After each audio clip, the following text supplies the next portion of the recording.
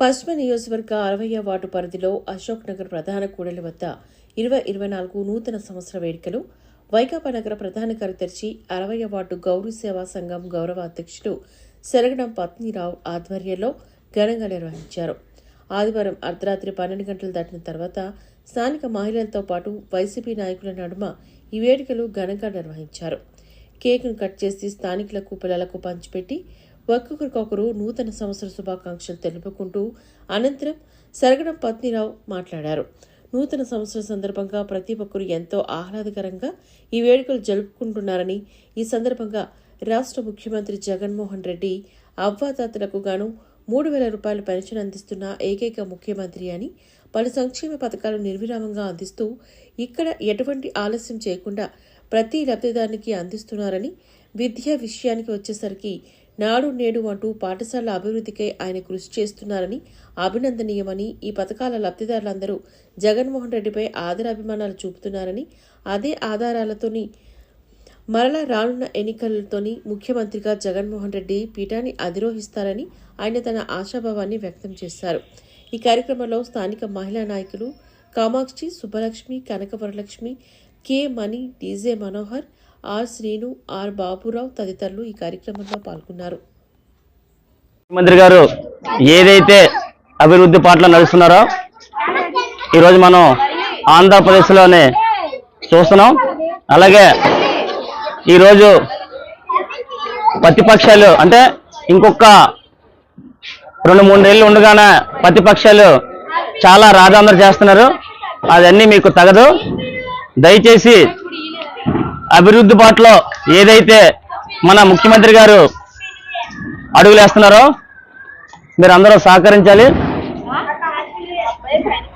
2024 సంవత్సరం ఆంధ్రప్రదేశ్లోనే ముఖ్యమంత్రిగా మళ్ళీ మనం అతను చూడాలి.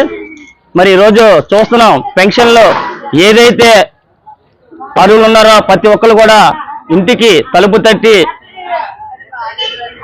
ఉదయాన్నే మా వాలంటీర్లు ఇస్తున్నారు. మరి గతంలో అయితే మనం చూస్తున్నాం, గతంలోనే పెన్షన్ రావాలంటే పడుగాపులు కాసేవారు, ఎంతో బాధలు పడేవారు. మరి ఈరోజు నాడు నేడు స్కూల్ చూస్తున్నాం, హాస్పిటల్ చూస్తున్నాం, ప్రతిదీ కూడా మన ఆంధ్రప్రదేశ్ ముఖ్యమంత్రి గారు ఈరోజు చేస్తున్న పథకాలన్నీ అందరూ కూడా మరి వినియోగించుకుంటున్నారు. అలాగే ప్రతిపక్షాలు ఏదైతే ఈ యొక్క చెత్త గురించి రోడ్డు మీద చెత్త వేసి ప్రతిపక్షాలందరూ కూడా తెల్లవారు 3 గంటలకి రోడ్ల మీద వేస్తున్నారు చెత్త. కానీ అది ఎటువంటి పరిస్థితులని ఈ ప్రతిపక్షాలకి జరగదు. మరి ఏదైతే ముఖ్యమంత్రి గారు దృఢ సంకల్పంతోటి ఉన్నారు, మరి ఆయనకి మనం అందరూ జైలు పలకాలి. ఒక్క ఆంధ్రప్రదేశ్లోనే ఆయన పథకాలన్నీ ప్రతి ఒక్కరికి అందుతున్నాయి. చెత్త గురించి అందరూ స్ట్రైకులు చేస్తున్నారు. ఆ స్ట్రైకులు మాత్రం ఎటువంటి పరిస్థితుల్లో చేయకండి. ముఖ్యమంత్రి గారు మీకు ఏదైతే మంచి పనులు చేస్తున్నారో అదే చూడండి. ఈ స్ట్రైకులు వాళ్ళు ఏదో డబ్బు ఇచ్చి మిమ్మల్ని స్ట్రైకులో పెట్టి చాలా మట్టుకు మిమ్మల్ని ఇబ్బందులు పెడుతున్నారు, కానీ అది నమ్మకండి.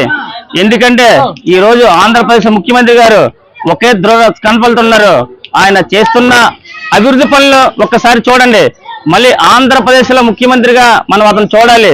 ఏదైతే ఒక ప్రజలు మళ్ళీ ఆయన ఎన్నుకోవడానికి సిద్ధంగా ఉన్నారని మేమందరం కోరుకుంటున్నాం. మరి అదే విధంగా హాస్పిటల్ కూడా కేజీహెచ్లో ఏదో చూడండి, లంచం అనేది లేదు, లంచం అనేది తీశారు. దయచేసి ప్రజలందరూ ఈ యొక్క అవకాశాన్ని వినియోగించుకోండి అంటూ మీ నగర ప్రధాన కార్యదర్శిగా ఈరోజు మిమ్మల్ని అందరూ వేడుకుంటూ సెలవు తీసుకుంటున్నాం.